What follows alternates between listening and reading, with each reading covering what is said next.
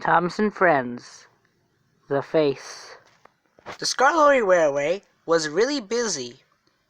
They had just opened a new line that went to an old warehouse that used to serve the military back in the early 1900s. Rusty, Peter, Sam, and Duncan were in charge of taking supplies to the area, while Skarloey and Rheneas carried their regular trains. The engines were feeling overworked, but they did get a little help from two new engines on the line. The first engine was Streak. He looked a lot like Rheneas, but was painted in camouflage. And then there was Legro. Legro looked a lot like Duncan, but was painted aquamarine. Streak meant well and was a really useful engine. Legro, however, was a bit cocky and quite arrogant. Having served as a passenger engine on his old railway, Legro was not really happy about having to shunt trucks in the yards. "I do not like this work," he said as he banged trucks about. "Why can't this take passengers? They're better than just hauling freight." "Huh, you kidding me?" said Duncan, pulling up alongside him. "Passengers will complain anyway. I'd rather prefer taking trucks rather than passengers." Legro scoffed, and he banged his trains into the back of Rusty's train. "Ouch, Legro! Be careful!" Legro just sniffed. Among the old buildings in the area was an old factory that had blown up back in the early days of Sodor. None of the Skarloey engines knew how the building exploded, but, as they would soon find out, the truth behind this was very, very terrifying.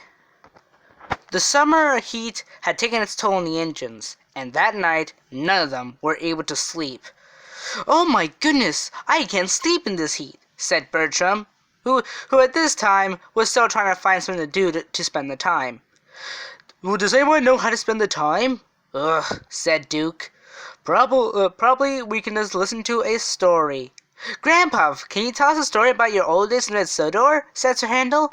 "I don't think so, Sir Handel. It's a bit too late for that. I'm tired of just telling stories about my old railway," said Duke. The engines pondered and pondered. Anyone got any suggestions?" said Luke. "I got nothing," said Mighty. "Me too," said Mac. "How about that time of the old iron bridge, eh, Duncan?" said Rusty. Duncan just stared at Rusty angrily. No, just kidding, Duncan, I won't tell you that." "I've got one," said a voice. Everyone looked to see Skarloey looking down at his buffers. He looked sad. "What is it, Skarloey?" said Peter Sam. "Well, the area where we're working now was part of a smaller railway that worked back in the early 1900s. We didn't work here, but we knew an engine that did." "Really?" said Duke. "Who was this engine?" I thought he wanted to know more. "Please tell us, Skarloey." But then he realized how sad Rheneas looked. "Rheneas, what's wrong?" said Streak. "Oh, it's nothing, said Rheneas. But Skarloey just sighed. "What I am about to tell you is something that's been kept secret from this railway for a really long time," he said. "Pa, tell us! We're already bored to death already," said Legro. No one paid attention to him. And this was the story Skarloey told. Back in the early 1900s, this area served the military and navy in the early years of World War I. We worked there sometimes, but it was too busy for us to haul our own trains and take away the military trains. And so, they had bought an engine, but this engine was very, very unusual. "Why?" said Peter Sam. Skarloey took a deep breath. "There was an engine. We never knew his name or what he looked like, his color or his number. But what we did know is that his face was something horrifying. The engines told us that his face was of a devilish, contorted design, a face of pure evil, with demonic eyes. This engine never smiled, and was too reckless to be led around by the passengers. Or heck, he was considered way too dangerous to be around the passengers. This engine was only used to work in the slate mines and the military, but even the soldiers at that time didn't like working with him. He just stared coldly at them. He never smiled. That's not the worst bit, though. The worst bit was that he would purposely push trucks over cliffs or run over people or stray animals on the line. At this point, we never actually saw him, but we did hear him, because his whistle was something like we never heard before. His whistle was so terrifying that we never went near the military base when he was there. Again, we never knew this engine's name, or what he looked like. We only heard him, only that he had a devilish face, a face that would strike fear into those. None of the engines were allowed near him. He seemed to be too scared or too mentally disturbed. He never spoke, but if he did spoke, his voice was something that no one had ever heard. It can only describe to us as a devilish voice. The engines told us that he would strike fear into those who looked at him, and if he looked at you, it almost meant certain death. And then, one night, it happened. "Now what happened?" said Legro, now becoming intrigued.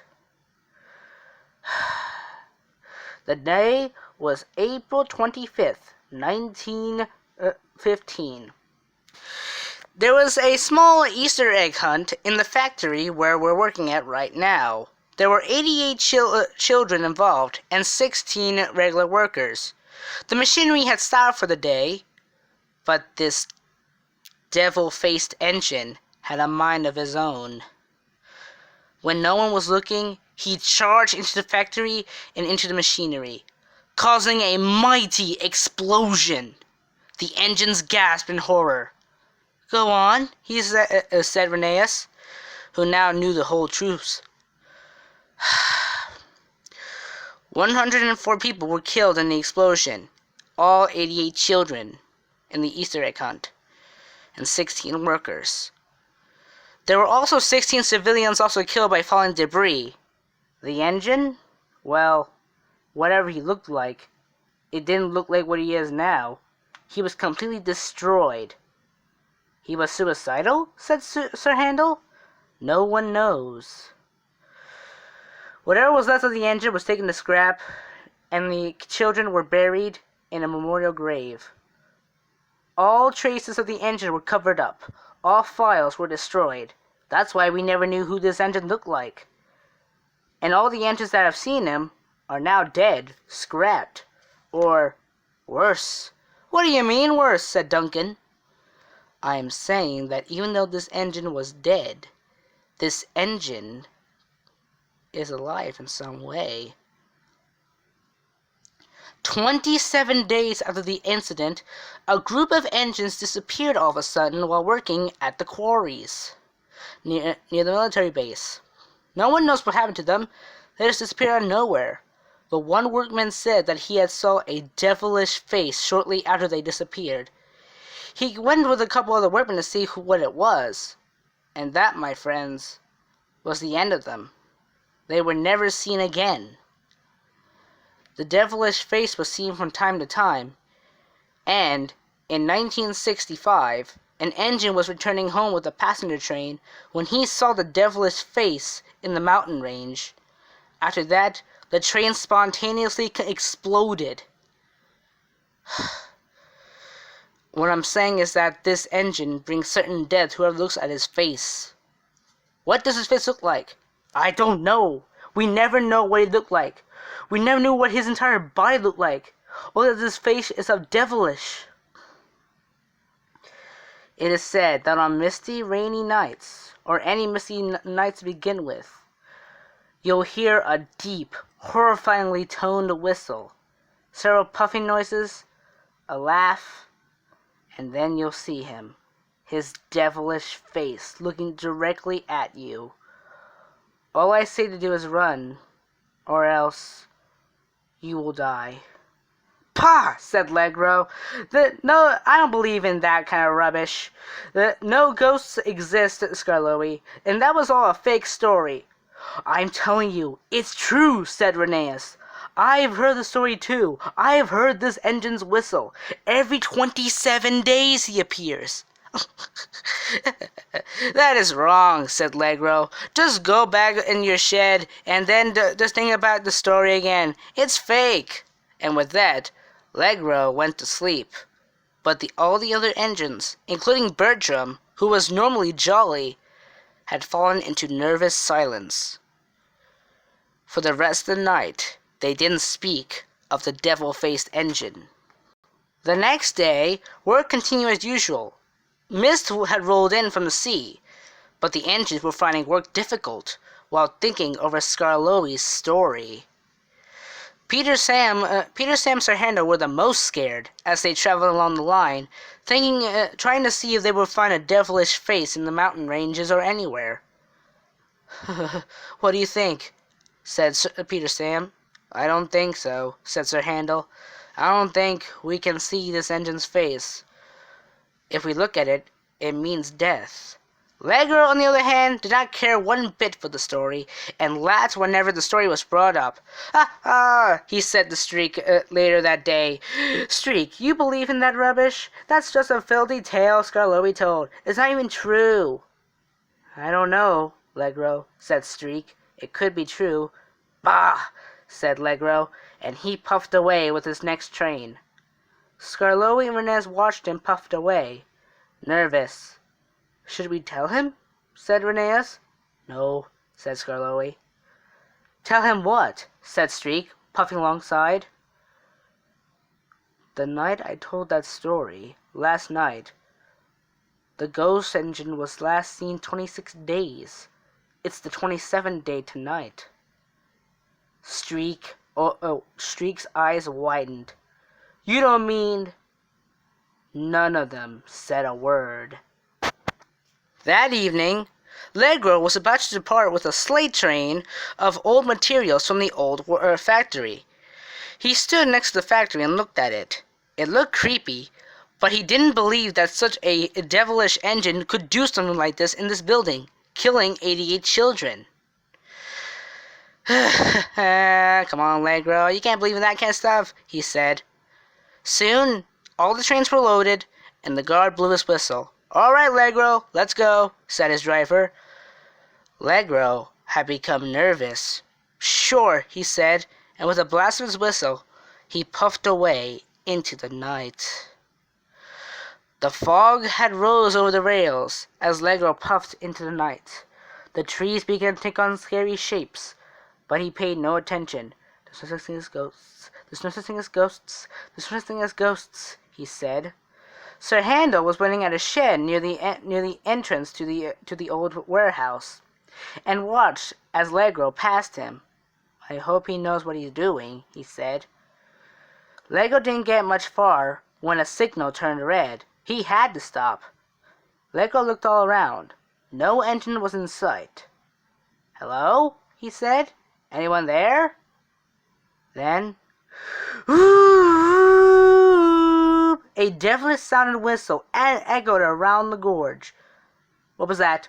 Said Legro. I don't know, said his driver. Then, slight puffing noises could be heard. Legro looked all around. No one was in sight. Who's there? Show yourself. I'm not afraid. And then, what he saw next, no one knows to this day. Ah! Screamed Legro, and he burst backwards, shoving his entire train backwards. Sir Handel saw the caboose heading straight for him. Sir Handel got out of the way just in time as Legro rushed past him backwards. Legro, what is it? He called. The face, he said. Sir Handel gasped and closed his eyes, hoping that the face would not see him. Then there was a loud crash. Sir Handel got into the turntable and followed the sound of the crash. Legro had came off the bend and had crashed, his trucks now completely destroyed. Legro lied on his side, his crew relatively uninjured but shaken. Legro just stared behind Sir Handel, as if he was seeing something that he couldn't see. "What is it?" said Legro. "Get help," said Legro.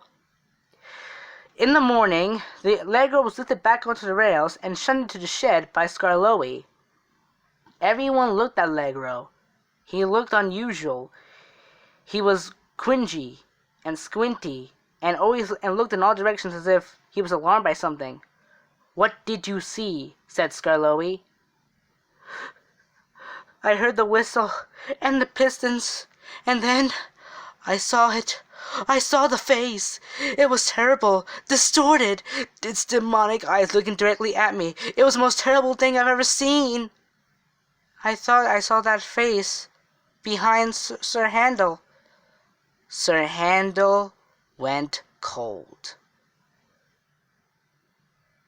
"Well, the night that you saw the face was actually the 27th day after the engine was last seen." "Can I tell?" "No. No one can tell Mr. Percival about this. It must be between us." "You're barking mad," said Luke. "It's the safest thing to do," he said. Skarloey went to collect his train. Legro didn't work for the rest of the day, and after the factory was demolished and replaced, everyone began to feel a bit uneasy as they worked in that area. And now, I tell you, my dear friends, what do you think of the story of the deviled face engine? Is the story real? What did Legro see that very night? Oh, what we do know is that the truth may never be known.